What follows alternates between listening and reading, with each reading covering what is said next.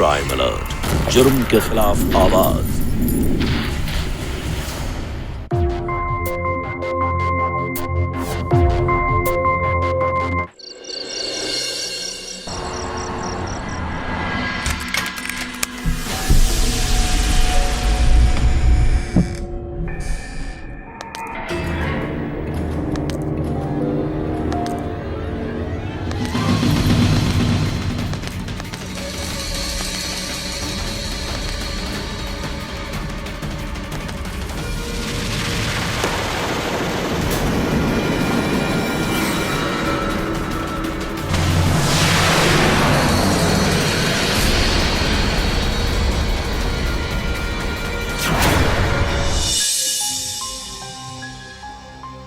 पटना के girls hostel में एक लड़की की मौत संदिग्ध हालत में हुई थी।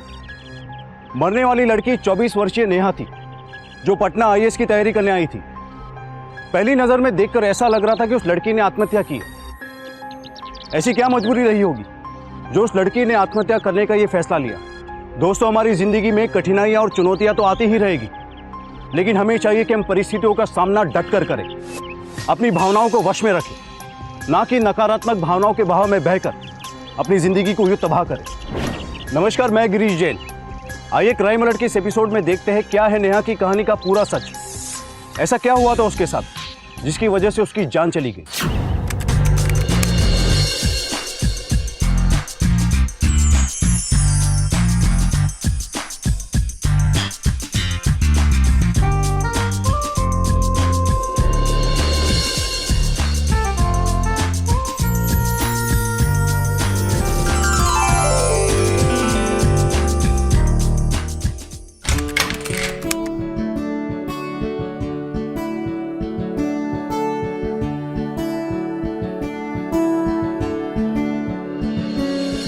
अरे सोना, तू अभी तक यही है?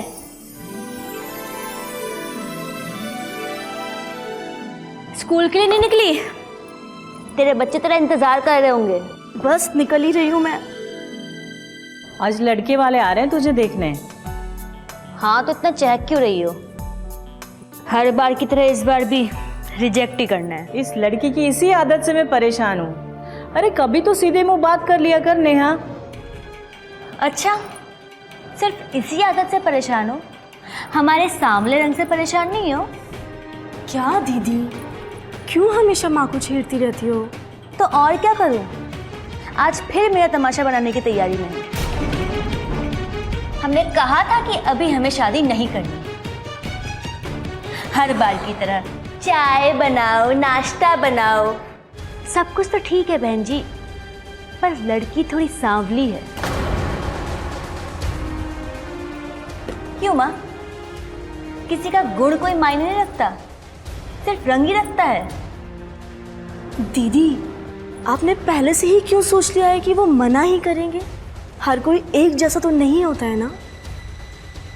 ठीक है, तू कह रही है तो मैं मान जाती हूँ, लेकिन अगर इस बार भी उसने मेरी जगह तुझे पसंद कर लिया तो?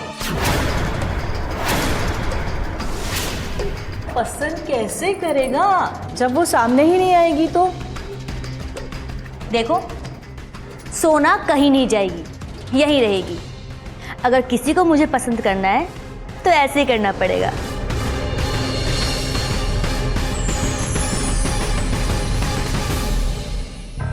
लेट हो गया। अच्छा माँ, दी मैं निकलती हूँ, स्कूल के लिए लेट हो रहा है। बाय। सुन नेहा, शाम को ना थोड़े ढंग के कपड़े पहन लेना। पिछली बार की तरह स्लीवलेस कमीज मत पहन कर आना। पहली बार में ही जो प्रभाव पड़ता है वही पड़ता है। अब मुझे मेरे सांवले रंग से तो कोई पसंद करेगा नहीं, तो सोचती हूँ थोड़ी त्वचा ही दिखा दूँ, क्या पता ऐसे ही पसंद कर ले। इस लड़की से तो बात करना ही बेकार है। अरे ऐसी बेतुकी बात करेगी तो कौन पसंद करेगा तुझे?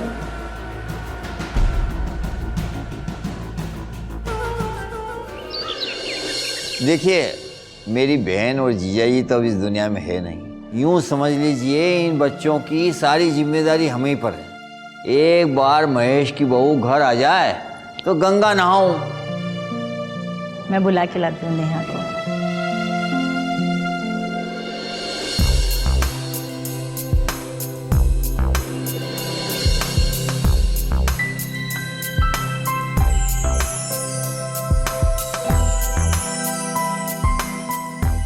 सदा सुखी रहो। देखिए, मैं हाउसवाइफ बनकर या पति की सेवा कर कर अपनी जिंदगी नहीं बिताना चाहती। मैं आईएएस ऑफिसर बनना चाहती हूँ और शादी के बाद भी मैं इसी की पढ़ाई करना चाहती हूँ। आपको कोई आपत्ति तो नहीं है? इसमें आपत्ति कैसे? मैं आपकी बात से पूरी तरह सहमत हूँ। लड़कियों को भी अपने सपने पूरा करने का पूरा हक होना चाहिए। एक और बात, मुझे ना ज़्यादा रोक टोक नहीं पसंद। ये मत करो, वो मत करो, यहाँ मत जाओ, वहाँ मत जाओ। मैं अपनी जिंदगी अपने अंदाज से जीना चाहती हूँ, किसी के इशारों पे नहीं। मैं आपको मदारी नजर आता हूँ जो आपको अपने इशारों पर नचाऊंगा। नहीं, ऐसी बात नहीं है। दरअसल यहाँ लड़कों की ऐसी सोच होती है। जी, लेकिन मेरी सोच ऐसी नहीं है और ना ही मैं उन लड़कों के जैसा। अगर ऐसी बात है तो मेरी तरफ से ग्रीन सिग्नल है, और आपकी? मेरी तरफ से भी हाँ है। इसने तो रिश्ते के लिए हाँ कर दिया। अब देखती हूँ कि सोना के सामने ये पसंद करता है कि नहीं। एक मिनट। हाँ जी।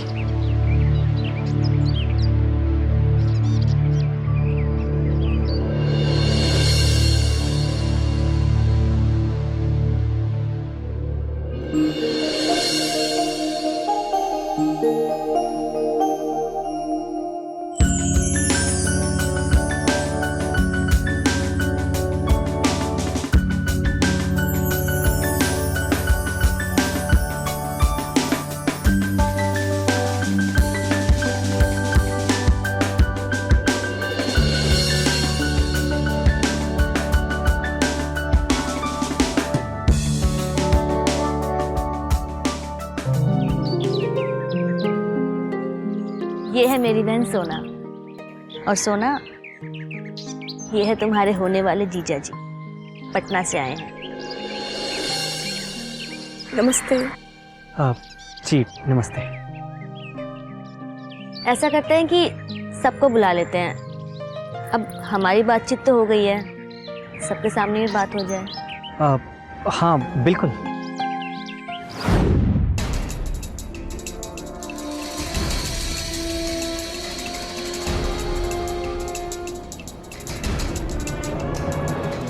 देखिए बहन जी, हमें ये रिश्ता तो पसंद है, लेकिन महेश को आपकी छोटी बेटी ज्यादा पसंद है।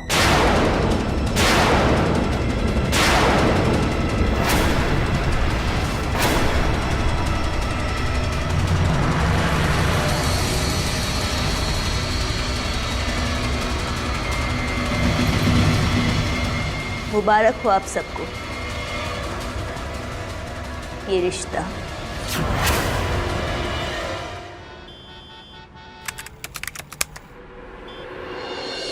अरे नेहा बेटा, ठीक से पहुंच गई ना? रास्ते में कोई दिक्कत तो नहीं हुई? नहीं माँ, मैं अभी जस्ट पहुंची हूँ, अभी जस्ट सामान रखा है। अच्छा सुन, सोना के घर भी आती जाती रहना। हाँ ठीक है माँ, मैं आपसे बाद में बात करती हूँ। अपना ध्यान रखना। हाँ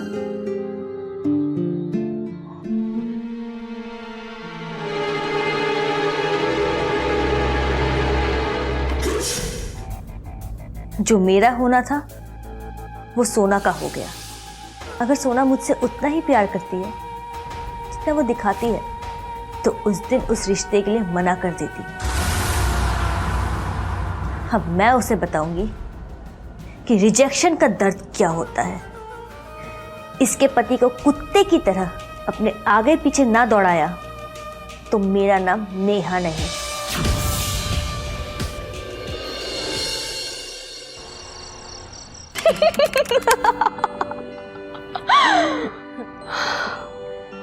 पता है दीदी, कितना अच्छा हुआ जो आप पटना आ गई। पता है कितने दिनों बाद मैं इतने अच्छे से खुल के हंसी हूँ। बहुत मिस करती थी मैं आपको और मम्मी को। चल झूठी, महेश के होते हुए तो हमें क्यों मिस करेगी? अरे साली साहिबा, व्हाट अ प्लेजेंट सरप्राइज। सोना, ये तुम्हारे लिए ये क्या है? सरप्राइज है, खुद ही देख लेना। पर इसकी क्या जरूरत थी? अभी तो कोई ओकेजन भी नहीं है। ओफो, उठो, यहाँ आओ। तुम्हें गिफ्ट देने के लिए मुझे किसी ओकेजन की जरूरत नहीं है। अब जल्दी जाओ और पहन कर दिखाओ। अभी? हाँ, अभी के अभी। ये जिद्दी हैं आप ना। ओफो, कोई जिद भी नहीं। हाँ चलो।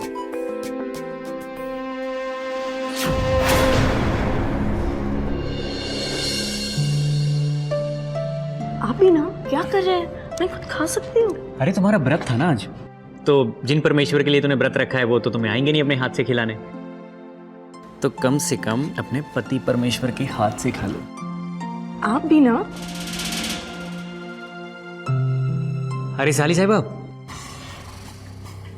वैसे अगर बुरा ना मानो तो एक बात कहें साली साहिबा, देखने तो हम आपको आए थे लेकिन ले इन्हें आए। वो क्या है ना, 2-3 शेड पीछे रह गई आप। चुप करिए ना, कुछ भी बोलते हैं आप। अरे ये जीजा और साली के बीच की मीठी नोकझोंक है, तुम बीच में मत बोलो। क्यों साली साहिबा? हाँ बिल्कुल, मजाक के बिना जिंदगी के मजे कहाँ हैं। ओह! अरे आप तो गीले हो गए।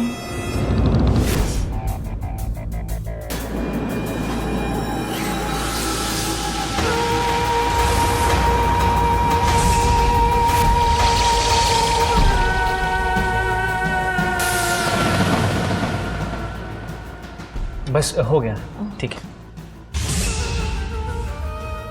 ये मजाक कैसा लगा जीजा जी?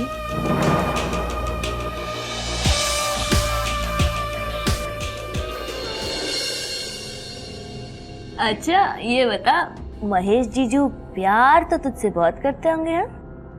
हाँ दीदी, उम्मीद से बहुत ज्यादा। अच्छा ये तो बता कि नजाकत से प्यार करते हैं या ताकत से? दी खुशी बोलते हो ना आप, शर्म नहीं आती आपको? अच्छा, बड़ी मैं हूं लेकिन जिंदगी के असली मजे तो तूने पहले लिए हैं और हम बात भी नहीं कर सकते। कुछ तो बता, मैं बातें ही सुनकर मजे ले लूं।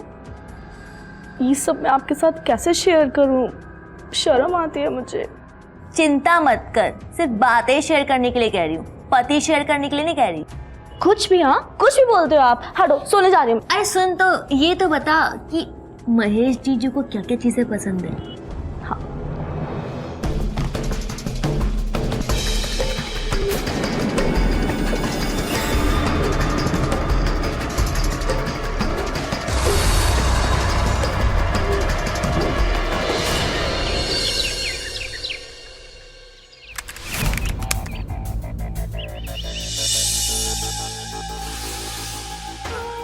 सोना ने जो भी बातें मुझे बताई हैं महेश के बारे में, उसकी पसंद नापसंद, मुझे उन सब का ख्याल रख के उसे अपनी ओर रिझाना होगा। उसके लिए मुझे ज़्यादा समय चाहिए और ये तभी हो सकता है जब मैं उन लोगों के घर रहना शुरू करूँ।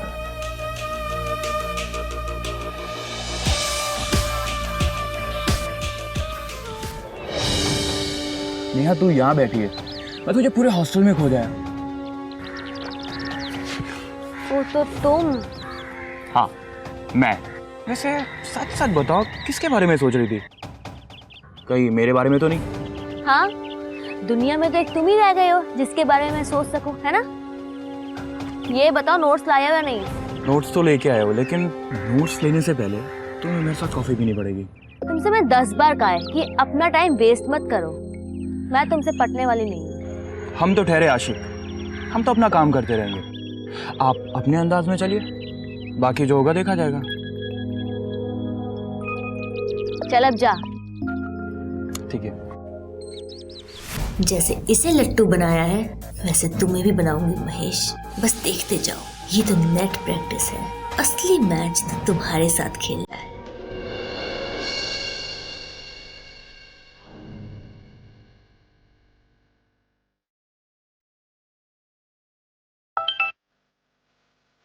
हेलो दीदी, कहाँ हैं आप? पिछले 4 दिनों से आपको फ़ोन लगाए हुए, आप मेरा फ़ोन क्यों नहीं उठा रहे हैं?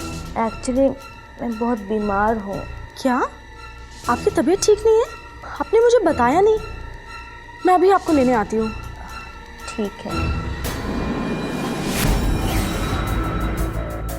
अब देखेंगे अपने पैर पे कुल्हाड़ी मारना किसे कहते हैं। वक्त आ गया है पुराने हिसाब बराबर करने का।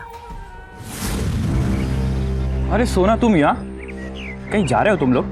हाँ, तुम लोग वापस कब तक आओगे? जब तक दीदी पूरी तरह से ठीक नहीं हो जाती। क्यों, क्या हुआ है इसे? कितने सवाल करते हो यार। नोट्स लाए हो या नहीं? हाँ। अब जो भी सवाल है फोन पर पूछना। चलो सोना।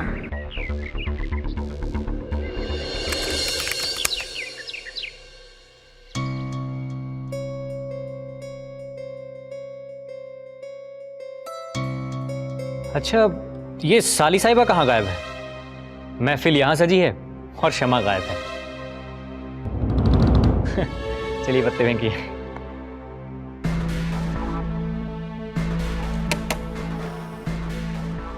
ये लीजिए गाजर का हलवा, शुद्ध देसी घी में बनाया है। अरे वाह, ये तो हमारा पसंदीदा है। तभी तो बनाया है।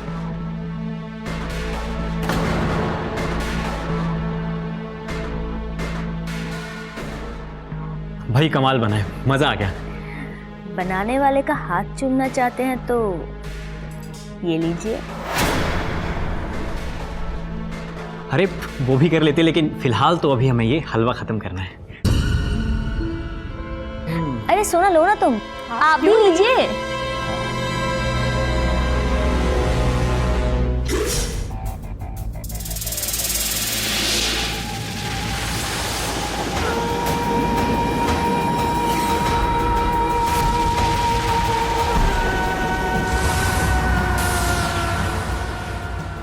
वैसे साली साहिबा, इरादे क्या हैं आपके? आज तो आपने ड्रेस भी हमारे पसंदीदा रंग की पहनी है। आज हम सोच कर ही बैठे थे कि आपको रिझाना है। अच्छा, एक बात कहें साली साहिबा, हलवे में ना मीठा एकदम सही पड़ा है। ये मीठी मीठी बातें करके ना और मीठा मत डालिए।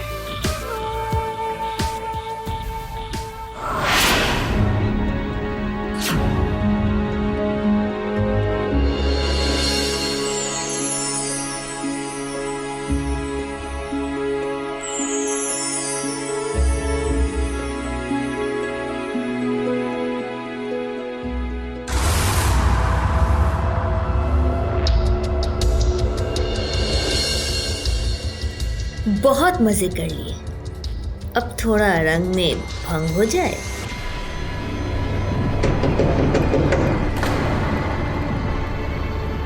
अभी कौन आ गया? एक सेकंड, मैं देखता हूँ।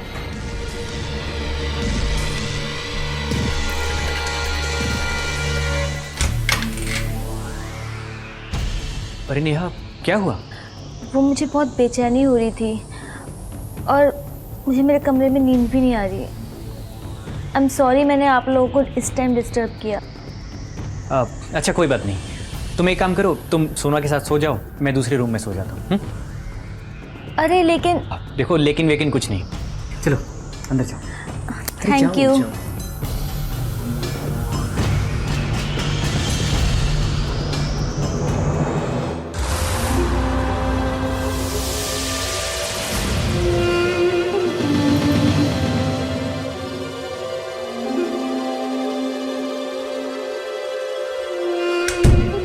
दीदी, आपको नहीं लगता आप जो आपने पहना हुआ है कुछ ज़्यादा ही छोटा है? सोना, मैं ऐसे कपड़े पहली बार थोड़ा पहन रही हूँ। पर मैं आपसे अपने लिए थोड़ी कह रही हूँ, ये घर है ना दीदी, और भी तो लोग हैं ना यहाँ पे। चिंता मत कर, मैं तुझसे तेरा पति नहीं छीनने वाली, जैसे तूने मुझसे छीना था। अब जीजू मेरे काले रंग का इतना मजाक उड़ा सकते हैं, तो क्या मैं इतना मजाक नहीं कर सकती? चल सो जा अब।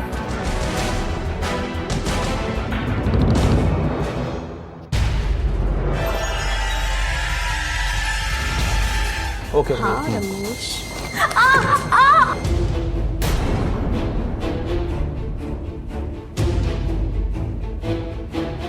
जीजू देखो ना।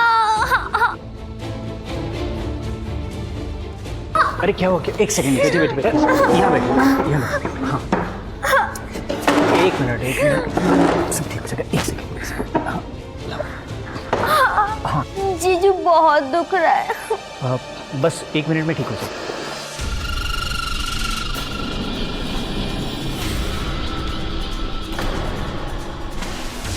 अरे हटिए ना, हटिए, ये ऐसे थोड़ी ठीक होगा। उठिए। हाँ। लाइए दी, पैर मुझे दीजिए।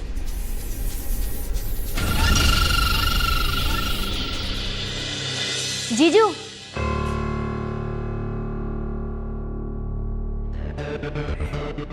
वो मुझे लाइब्रेरी जाना था और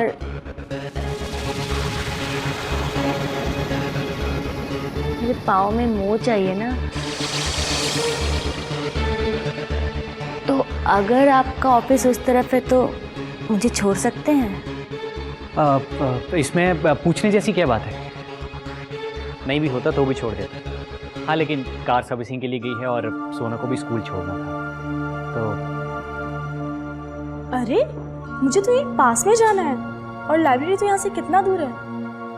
आप दीदी को ले जाइए, मैं ऑटो करके चले जाऊंगी। साली साहिबा सोच क्या रही हैं? हाई कमांड से ऑर्डर मिल गया है। चलिए।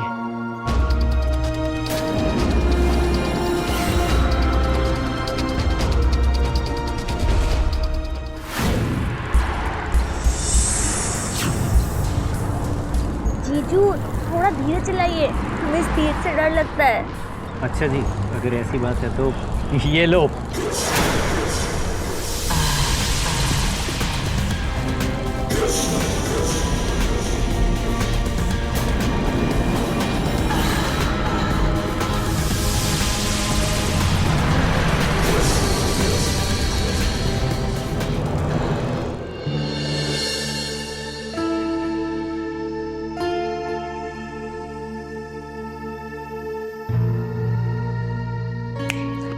क्या हुआ भाभी? किन ख्यालों में खोई हुई हैं आप? तुम तो जानते हो ना, ये दीदी को देखने आए थे और मुझे पसंद कर गए। कितना दुखी थी उस दिन दीदी। अगर माँ ने मुझे इस रिश्ते के लिए जिद नहीं की होती तो शायद मैं कभी हाँ नहीं करती। मुझे तो लगा था दीदी मुझे कभी माफ ही नहीं करेंगी उस दिन के बाद, पर जब से वो आई हैं ऐसा लगता है उन्हें देख के कि वो हर एक पुरानी बात भूल चुकी। भाभी आप बहुत सीधी हैं, आपको कुछ भी समझ में नहीं आ रहा। क्या समझ में नहीं आ रहा है? छोड़ो ये सब, ये बताओ तुम्हारे भैया कहाँ रह गए? तुम अकेले ही आ गए क्या? आज तो वो लंच के बाद ही ऑफिस आए, पता नहीं सुबह से कहाँ थे। लंच के बाद ऑफिस पहुंचे?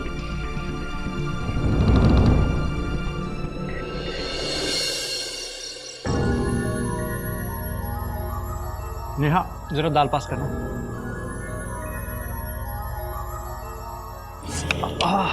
Oh sorry sorry sorry sorry.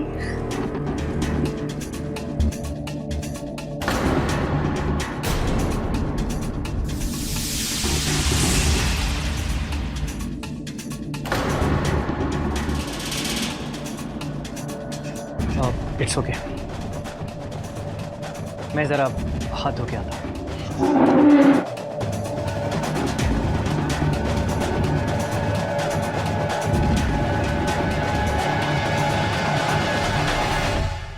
अभी जो हुआ आपने देखा ना भाभी, क्या आप अब भी यही कहेंगी कि वो जानबूझ के नहीं कर रही है? तुम बेकार में ही अपना दिमाग लड़ा रहे हो। ये सब कुछ भी नहीं है, सिर्फ तुम्हारा वहम है। देखिए भाभी, मेरा काम था आपको अलर्ट करने का, आगे आपकी मर्जी। नेहा की छोटी बहन की शादी उस इंसान से हो जाती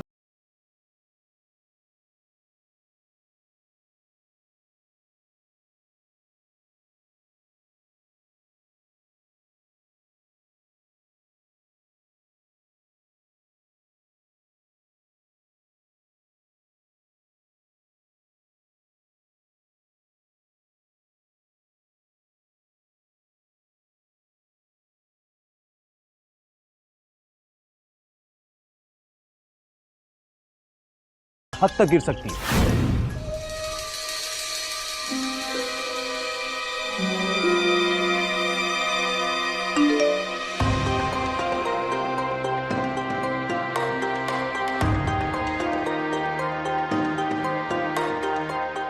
सॉरी गलती से भेज दी आपको, अपनी सहेली को भेज रही थी।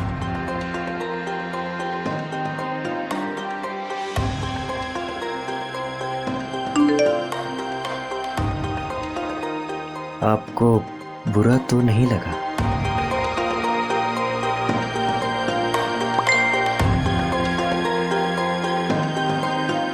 मैं इतना बड़ा हो गया हूँ कि ए सर्टिफिकेट की फिल्म देख सकता हूँ।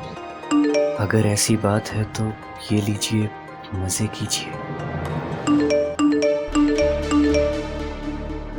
महेश, क्या कर रहे हैं आप इतनी रात को? अभी तक सोए नहीं?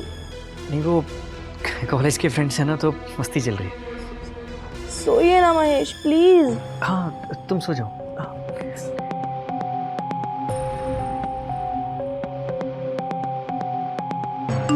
तुम्हारी बहन उठ गई है। Good night.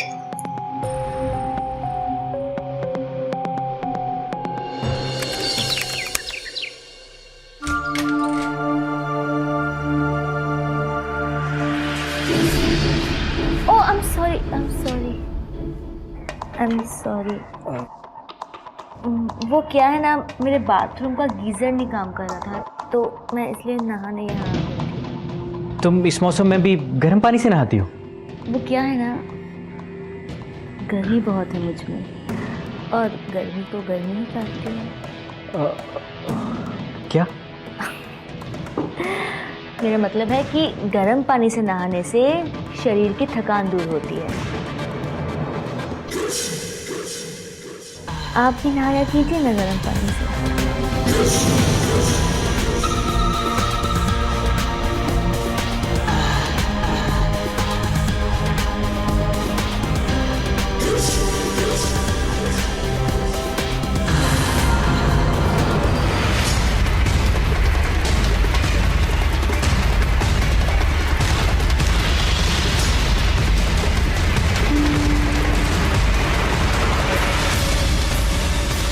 आज तो तेरा बाथरूम इस्तेमाल किया है सोना, वो दिन दूर नहीं जब तेरा पति भी इस्तेमाल करूंगी।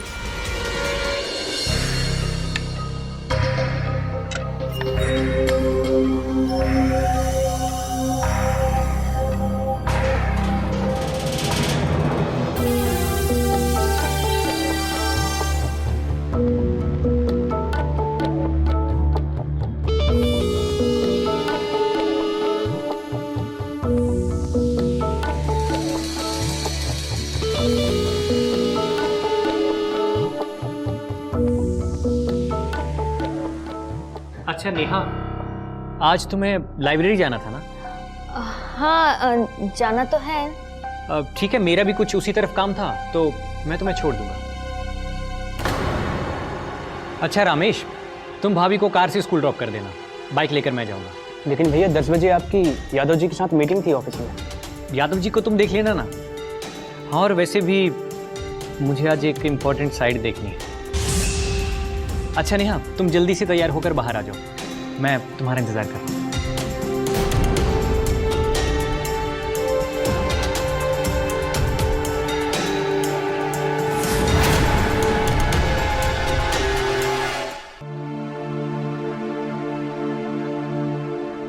नेहा, ये लो ड्रेस लाया।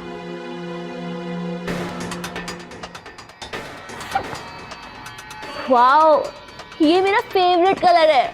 तो तुम्हें क्या लगता है सिर्फ तुम्हें ही मेरी फेवरेट डिश और फेवरेट कलर के बारे में पता लग सकता है? मुझे नहीं।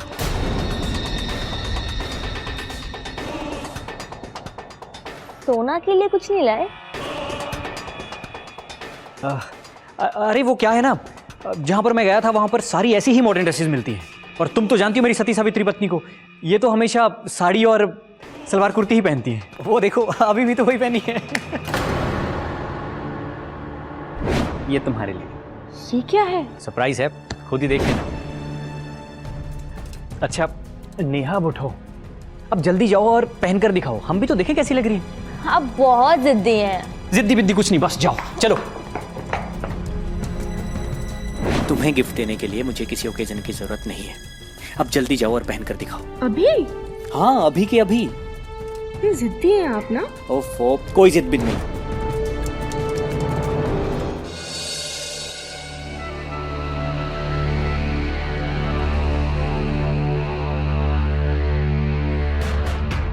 अच्छा हुआ तुम आ गए, मेरा जिप नहीं लग रहा, जरा लगा दोगे?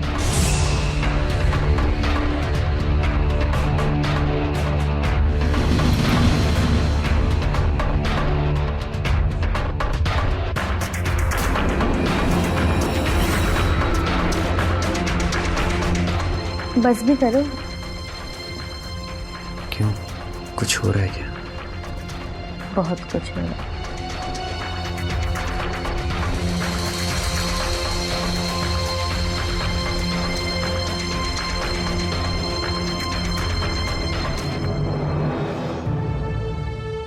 भैया कुछ बात करनी थी आपसे। तुम चलो, मैं आता हूं। हाँ ठीक है, मैं थोड़ी देर बाद आता हूँ।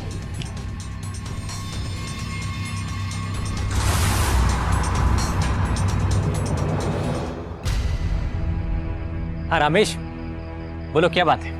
कुछ तो शर्म कीजिए भैया, साल भर भी नहीं हुआ आपकी शादी को और इतनी अच्छी बीवी मिली है आपको, आप उन्हें छोड़कर उस काली कलूटी के पीछे पड़े हुए हैं। बस बहुत हो गया, ये मेरी जिंदगी है, जैसे चाहूंगा वैसे जीऊंगा। जो जी में आए आप कीजिए।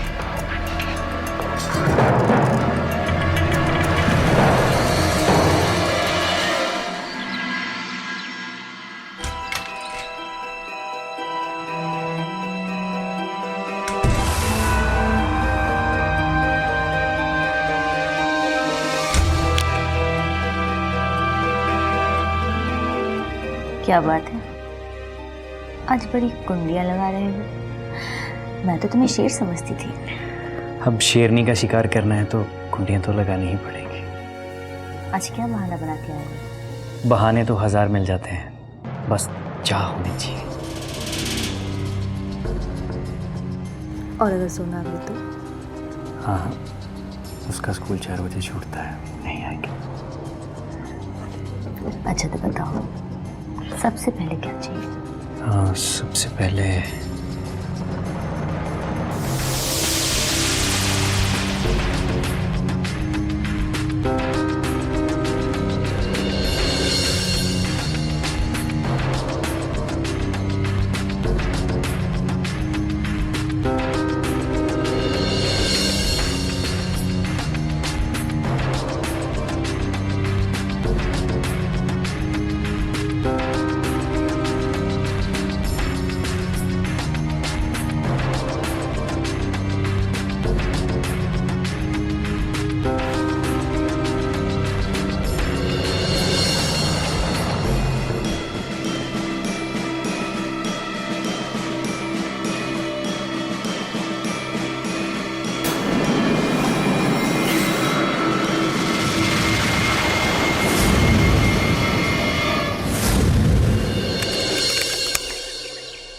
नेहा, तुम्हें अपने भविष्य की चिंता है या नहीं?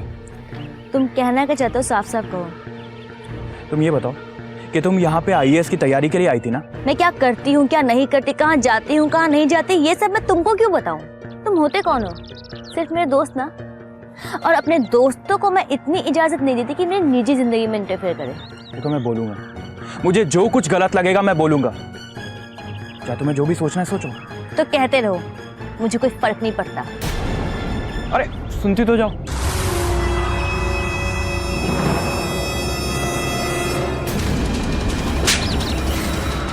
खबरदार मेरी जिंदगी में अगर इंटरफेयर करने की कोशिश भी की बात है।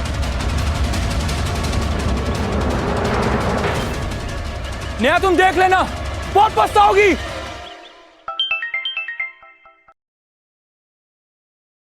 हाँ माँ बोलो। ये मैं क्या सुन रही हूँ नेहा? अब आप क्या सुन रहे हो, मुझे क्या पता। अरे यही कि तू हॉस्टल छोड़कर सोना के घर रहने जा रही है। जी हाँ, बिल्कुल सही सुना है आपने। क्यों, आपको कोई आपत्ति है? तुझे कब अकल आएगी नेहा? इस तरह से शादीशुदा बहन के घर कोई रहता है भला? पहले तो आप खुद कहती हो कि सोना के घर जाओ, और जब मैं उसके घर जा रही हूँ तो आपको इसमें भी आपत्ति है। तू मेरी बात सुन, तू अब से वहाँ नहीं जाएगी। हर बात में मनमानी अच्छी नहीं होती है नेहा। तुमने उस लड़के से सोना की शादी करवा दी जिसने मुझे मना किया था। क्या वो मनमानी नहीं थी? और कौन सा पहाड़ टूट पड़ेगा अगर मैं सोना के घर रहने चली गई तो जब उसके पति को कोई आपत्ति नहीं है तो आपको क्यों है?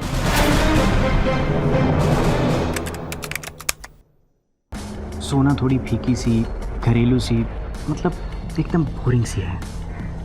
और मैं? तुम तो एकदम चटाका पटाका।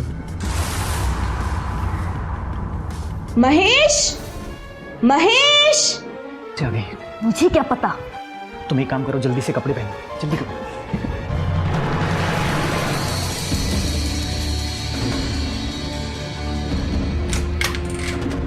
महेश, आपने दरवाजा क्यों बंद किया हुआ है?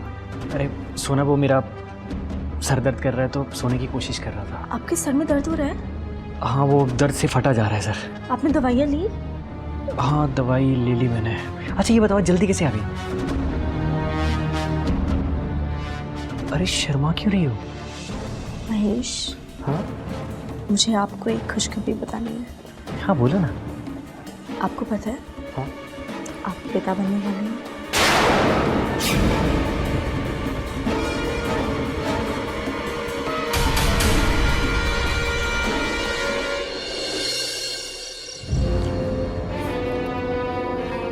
नेहा, एक नंबर के झूठे आदमी हो तुम। तुमने तो कहा था कि तुम्हें सारी एहतियात बरती है, तो फिर सोना प्रेग्नेंट कैसे हो गई? नेहा, आज नहीं तो कल ये होना ही था। आखिर बीवी है वो मेरी। तो फिर मैं कौन हूँ? तुम्हारी रखेल? देखो, तुम्हारा दिमाग इस वक्त ठिकाने पे नहीं है, इसलिए तुमसे कोई फायदा नहीं है बात करने का। बुज़दिलों की तरह पीठ दिखाकर कहाँ जा रहे हो? जवाब देते जाओ मुझे। किस चीज का जवाब चाहिए तुम्हें? तुम्हें हम दोनों में से किसी एक को चुनना होगा। बोलो। देखो नेहा, तुम कहीं भागी नहीं जा रही हो और ना ही मैं कहीं जा रहा हूं। थोड़ा वक्त दो मुझे, सब ठीक कर दूंगा मैं।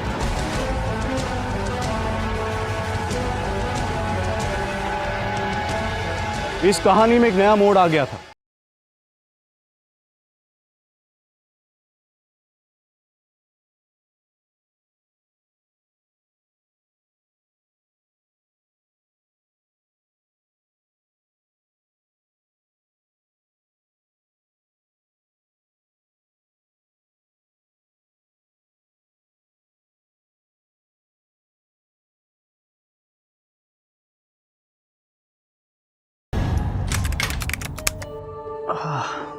अच्छा महेश, बताइए कैसी दिख रही हूँ मैं? हाँ, ये क्या? अब अभी तक तैयार क्यों नहीं हुए? दर्द से ना सर फटा जा रहा है। महेश, ये आपको आजकल इतना सर में दर्द क्यों होने लगा है?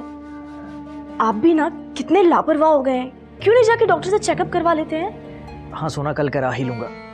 एक काम करिए, आप रहने दीजिए, मत जाइए। रेनू की रिसेप्शन में मैं अकेले ही चली जाऊंगी।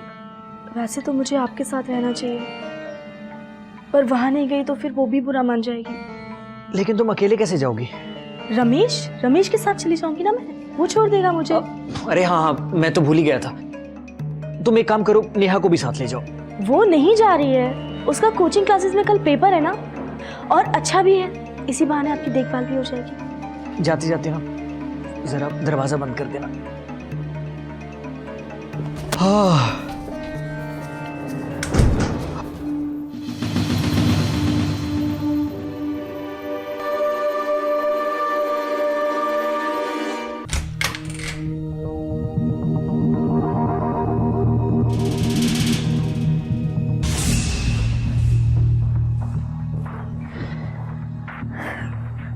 वाह, क्या एक्टिंग करते हो तुम। तुम्हें तो बॉलीवुड में होना चाहिए।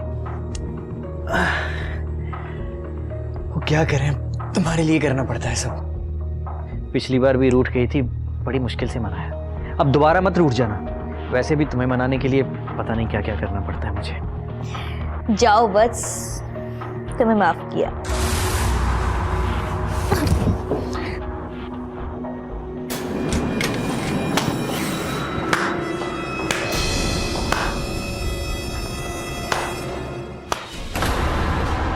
देख लिया ना भाभी, अब तो यकीन होना मेरी बात पे। इतना अच्छा अभिनय अगर दर्शकों के बिना होता फिर तो बड़ी नाइंसाफी हो जाती। आपको क्या लगता है महेश जी, अभिनय सिर्फ आप ही कर सकते हैं? आपकी बीवी है और इनकी छोटी बहन। आप लोगों की संगति में थोड़ा बहुत अभिनय तो हम भी सीख ही गए हैं। माफ करना रमेश, कितनी बार तुमने मुझे कहा, कितनी बार टोका, पर मैं तो अंधी थी इन दोनों के प्यार में। मेरी नाक के नीचे ये सब बेशर्मियां होती रही और मुझे कोई खबर नहीं। अगर आज भी तुम मुझे यहाँ नहीं लाते तो सारी जिंदगी मैं धोखा खाती रहती। भाभी, इस औरत को इसी वक्त धक्के मार के निकाल दीजिए इस घर से। नेहा कहीं नहीं जाएगी। मत भूलो ये घर मेरा है। भैया आप होश में तो हैं?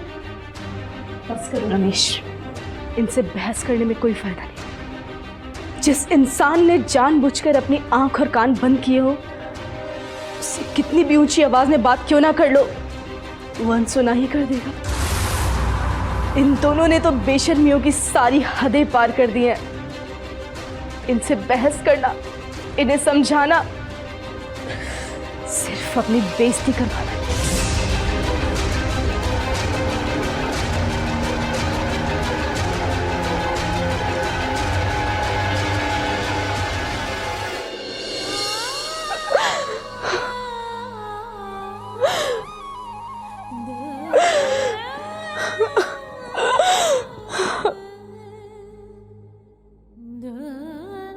बस भाभी बस, इस हालात में इतना तनाव नहीं लेना चाहिए आपको।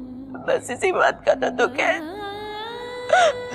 कि इस हालत में भी उन्होंने एक बार भी मेरे बारे में नहीं सोचा कि मुझे पता चलेगा तो क्या बीतेगी मुझ पर। अगर इतना ही सोचा होता ना भाभी, तो आज ये नौबत ही नहीं आती। इतना भी नहीं सोचा कि मेरे होने वाले बच्चे पर इसका क्या असर पड़ेगा। भला ऐसे लोगों के लिए रो के आपको क्या मिलेगा भाभी? मिलेगा तो कुछ भी नहीं,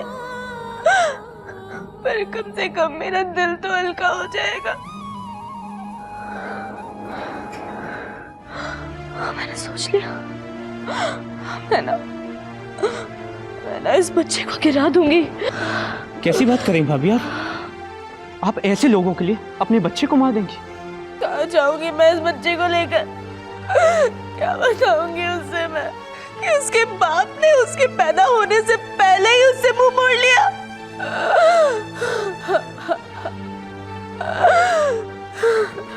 बस भाभी बस, हिम्मत रखिए, सब ठीक हो जाए।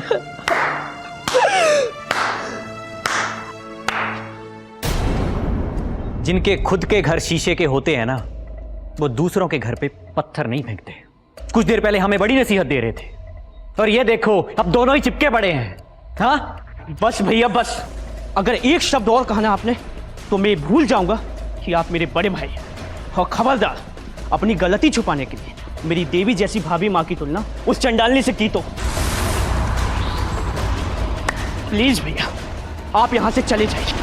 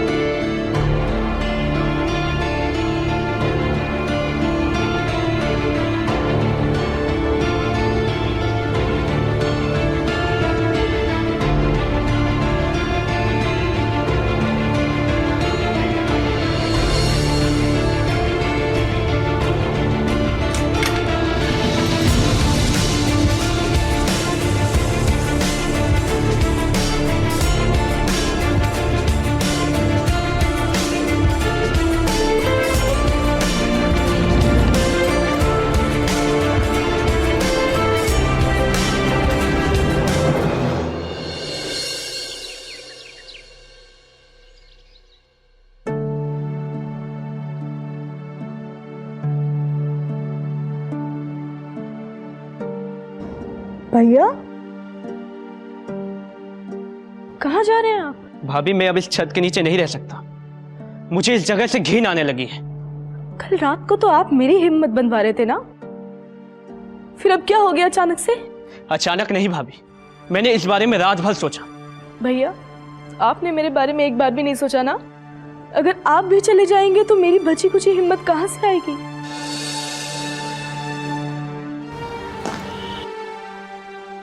मुझे माफ कर दीजिए भाभी, एक पल के लिए मैं स्वार्थी हो गया था। अपने आप को दोष मत दीजिए, दोष आपका नहीं, इन हालातों का है।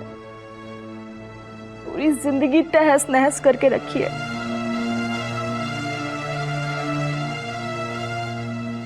तुम तो नेहा के दोस्त हो ना, तो तुम समझा नहीं सकते उसे एक बार मेरे लिए?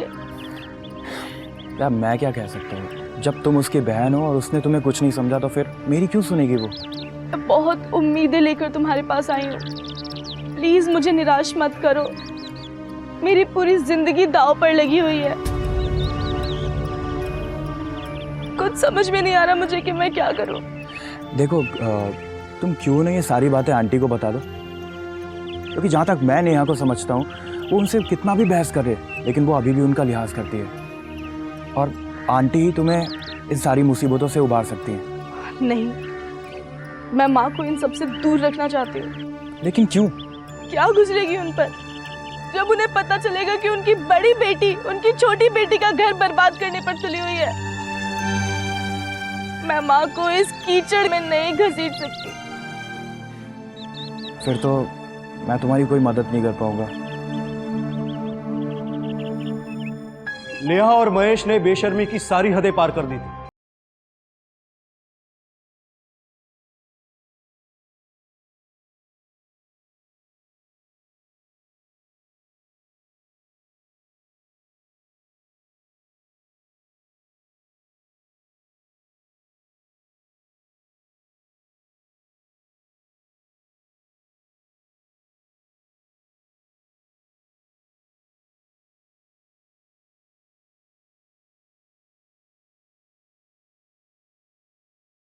कि उसकी जिंदगी में वो दूसरी औरत कोई और नहीं, उसकी अपनी सगी बहन थी। ऐसे में वो अपने आप को चक्रव्यूह में फंसे अभिमन्यु की तरह महसूस कर रही थी। महाभारत के अभिमन्यु को तो कोई बचा नहीं पाया था, लेकिन इस अभिमन्यु को बचाने के लिए आखिरकार कोई आ ही गया। माँ, आप अचानक से? बेटा तू नहीं बताएगी मुझे तो क्या मुझे पता नहीं चलेगा? इतनी बड़ी खुशी की खबर सुनकर मैं अभी नहीं आती तो कब आती भला? बच्चा हो जाने के बाद आती क्या?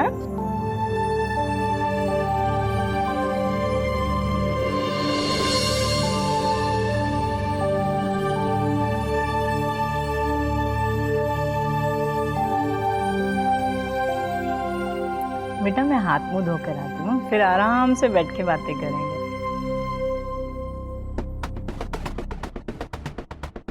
रमेश, कहीं तुमने माँ को सब तो बता तो नहीं दिया? इतना भी पागल नहीं हूँ भाभी। मैंने माँ को सिर्फ इसलिए बुलाया है, कम से कम इनकी शर्म तो रखेंगी दोनों की दोनों। पर अगर माँ को सब पता चल गया फिर? देखिए भाभी, मैं आपकी बहन के बारे में कुछ भी नहीं कह सकता। हाँ, लेकिन मैं अपनी भैया की गारंटी ले सकता हूँ कि वो माँ का लिहाज रखेंगे।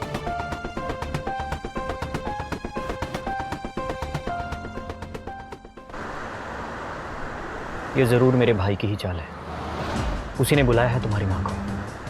कहीं उसने हमारे बारे में उन्हें कुछ बता तो नहीं दिया? उनकी बातों से तो नहीं लगता कि वो हमारे बारे में कुछ जानती है। वो तो बस बच्चे को लेकर खुश है। हाँ, लेकिन हम एहतियात बरतनी होगी। अब हम पहले जैसे खुले तरीके से नहीं मिल सकते। तुम डरते होगे, लेकिन मैं किसी से नहीं डरती। बहादुरी साबित करने से कुछ नहीं होगा नेहा, मौके की नज़ाकत को समझा करो। ठीक है ठीक है, अब भाषण देना चालू मत करो और गाड़ी थोड़ा तेज चलाओ, माँ पीछा नहीं कर रही है। अच्छा, घर चलो तो।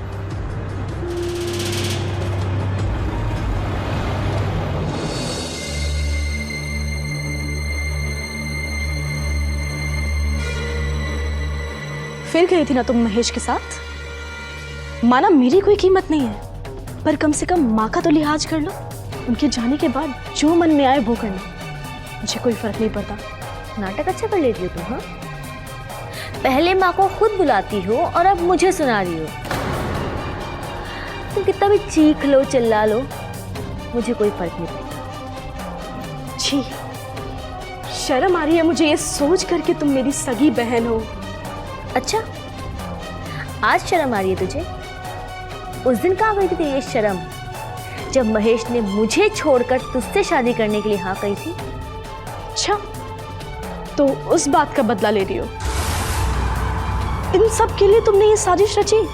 वाह, जबकि तुम अच्छे से जानती थी कि मैंने इस शादी के लिए हाँ तभी कहा था जब माँ ने मुझसे जिद की थी, और भूल गई तुमने भी हाँ कहा था। देख, अब ये फिजूल की बातें करके ना कोई फायदा नहीं, और महेश कोई दूध पीता बच्चा नहीं है जिस पे मैंने जादू टोना कर दिया हो। सच तो ये है कि तेरा पति अगर तुझसे खुश होता तो मेरे पास आता ही क्यों। बस अब अगर एक और शब्द ये अपनी गंदी जुबान से निकाला ना तो मुझसे बुरा कोई नहीं होगा। ये मेरा घर है और मैं अब यहाँ पे एक भी बदतमीजी बर्दाश्त नहीं करूंगी। समझ में आया? नेहा, मुझे तुझसे कुछ बात करनी है। मुझे कोई बात नहीं करनी, मेरा मूड नहीं है। बेटा देख, मैं तेरी माँ हूँ और मैं अच्छे से जानती हूँ कि मेरे बच्चों का भला किस में है और किस में नहीं। तू मेरी बात एक बार सुन तो ले, फिर तुझे जो जी में आए वो तू कर लेना। ठीक है, बोलो।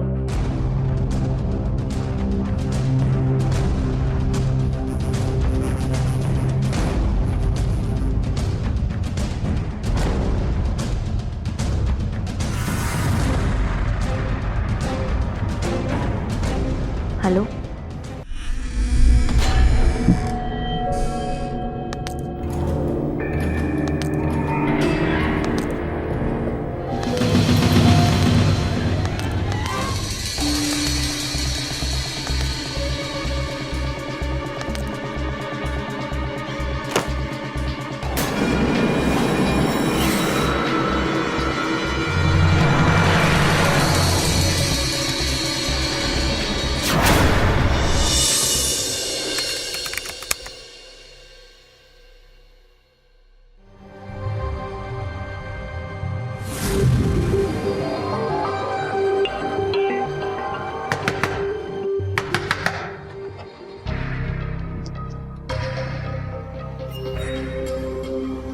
Hello, police?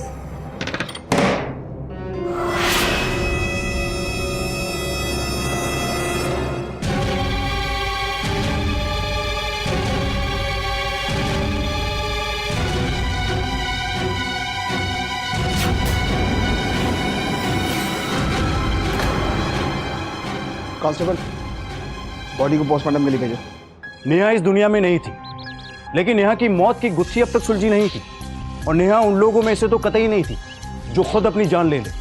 तो पुलिस के सामने नेहा की मौत की गुत्थी को सुलझाना सबसे बड़ी प्राथमिकता हो गई थी, और पुलिस अपनी जांच में जुट चुकी थी। तो नेहा के जीजा हैं आप? जी।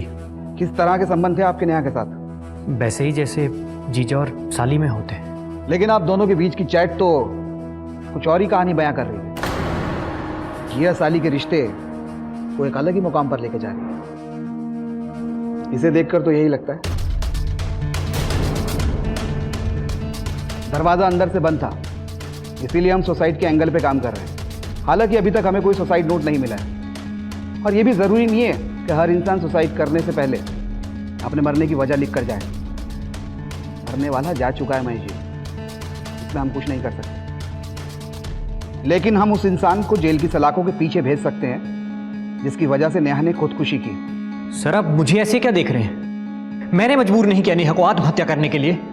इनफैक्ट मैं तो उससे बहुत प्यार करता था। और जब तुम्हें यह पता चला कि यह बात तुम्हारे घर तुम्हारी बीवी तक पहुंच जाएगी तो तुमने अपना पल्ला झाड़ लिया होगा, और यही बात को लेकर नेहा ने खुदकुशी कर ली होगी। मेरी बीवी को मेरे और नेहा के रिलेशन के बारे में पहले से मालूम था। एक तरफ घरवाली और दूसरी तरफ साली, क्या बात है? इंस्पेक्टर साहब, एक बात कहूँ, नेहा आत्महत्या करने वाली लड़कियों में से नहीं है। अच्छा, तो आपके कहने का मतलब यह है कि कोई आया, उसने नेहा को मारा और वापस बाहर चला गया, और चटकनी अंदर ही बंद रहने दी। मैं समझता हूं कि आपको नेहा की मौत का बहुत बड़ा सदमा लगा, लेकिन ये इन्वेस्टिगेशन मैं कर रहा हूं। अपना ये फालतू का दिमाग इसमें बिल्कुल मत लगाइए। फिलहाल आप जा सकते हैं, अगर आपकी ज़रूरत पड़ेगी तो हम आपको दोबारा याद करेंगे।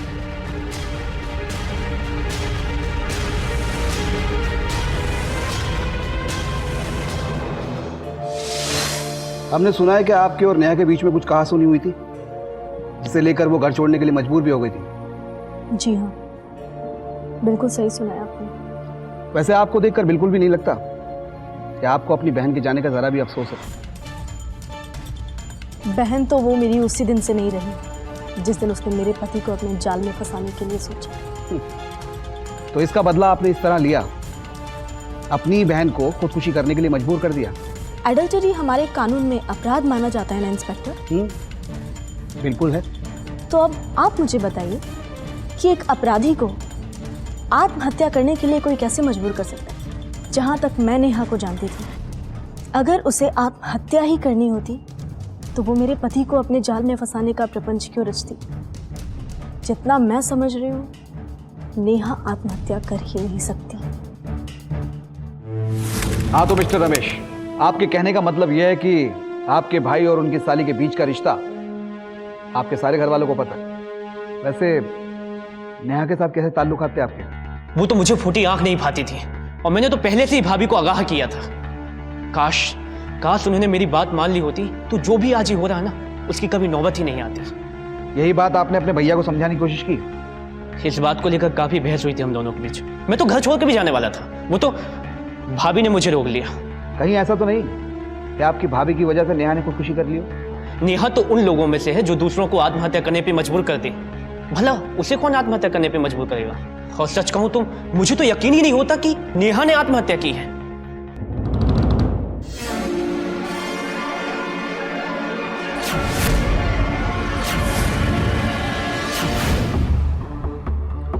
विनोद, ये तीनों ही हैं जो नेहा को खुदकुशी करने के लिए मजबूर कर सकते हैं, लेकिन ये तीनों एक ही बात बोल रहे हैं कि नेहा खुदकुशी नहीं कर सकती। ये कैसे हो सकता है? विनोद, ये केस जितना आसान लग रहा है उतना ही पेचीदा है। जी सर।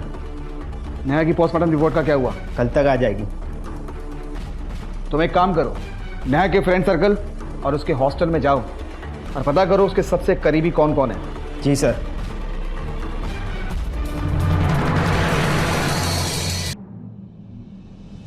नेहा के सबसे करीबी दोस्त आप ही थे ना? जी सर। कब से जानते हो नेहा को? तकरीबन 10 सालों से। हम दोनों स्कूल में साथ में पढ़े थे। मैंने तो ये भी सुना है कि तुम नेहा से प्यार करते थे। जी सर। मैं ही उससे प्यार करता था, मतलब एक तरफा प्यार था ये। आखिरी बार तुम ही गए थे ना नेहा को हॉस्टल छोड़ने? जी। मैं उसे लास्ट टाइम हॉस्टल छोड़ने गया था सर। वो अपनी मर्जी से और खुशी खुशी गई थी। मुझे तो अभी भी यकीन नहीं होता कि वो खुदकुशी कर सकती है। खुदकुशी नहीं थी वो, मर्डर हुआ है नेहा का। क्या? मर्डर? शक तो हमें पहले से ही था आशीष, क्योंकि हमें नेहा के कमरे से कोई भी चीज़ ऐसी नहीं मिली जिससे उसकी मौत हुई हो।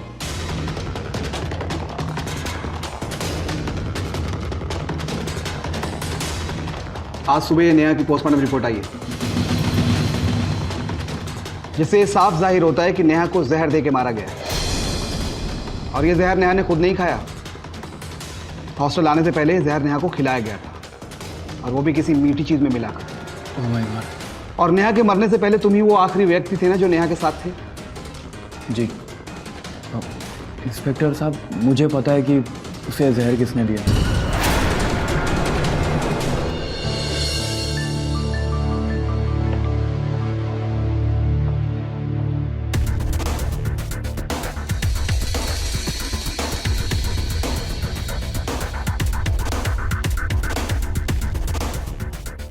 नेहा की पोस्टमार्टम रिपोर्ट के अनुसार नेहा ने खुदकुशी नहीं की, बल्कि बहुत बड़ा प्लान करके उसको कत्ल किया गया है। इंस्पेक्टर साहब, किसने किया है नेहा का कत्ल?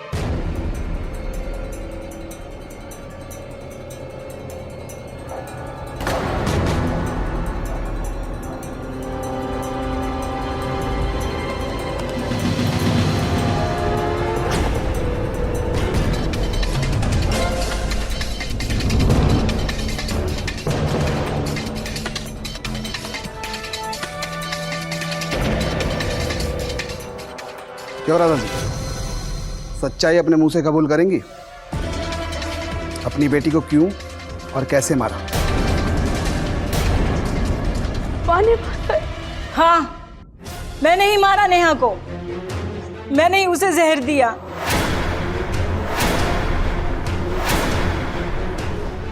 अगर मैं ऐसा नहीं करती तो वो मेरी सोना का घर बर्बाद कर देती। माँ, आपको सब पता था? हाँ, मुझे रमेश ने सब कुछ फोन पर बता दिया था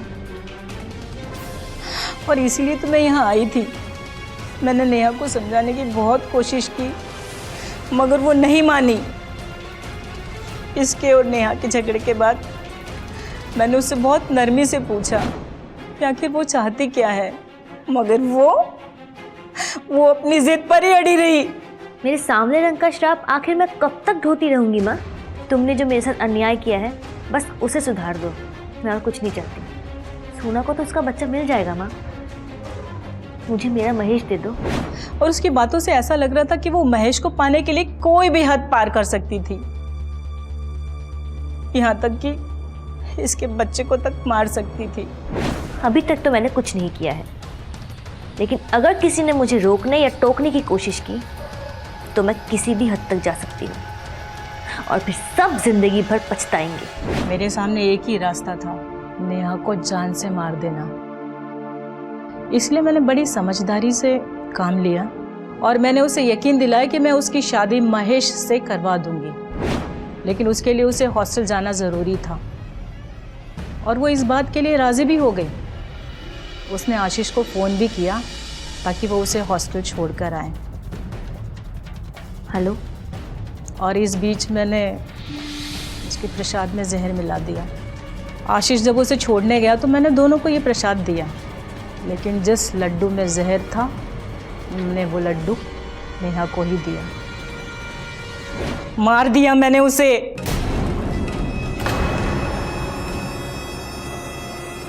आपको लगा होगा जहर का असर कुछ घंटों के बाद होगा और तब तक नेहा हॉस्टल जा चुकी होगी। फिर सबको यही लगेगा कि नेहा ने खुदकुशी की है।